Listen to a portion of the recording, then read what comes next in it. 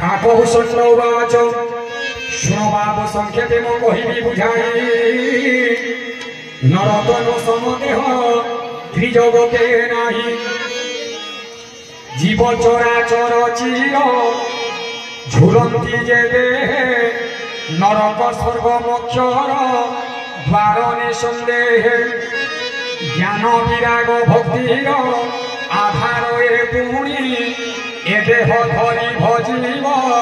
शंख चक्र पाणी ए देह धरी जे हरि भजन न करे विषय जनित होई भवे घूरी मरे आम जेति दिन अच्छु समस्ते किसी पुण्य करथिला बोली आज ई जगह रे पाद पड़ी कांचन बदले गाछ घेने जे पामर हाथे पाई स्पर्शमणि भिंगे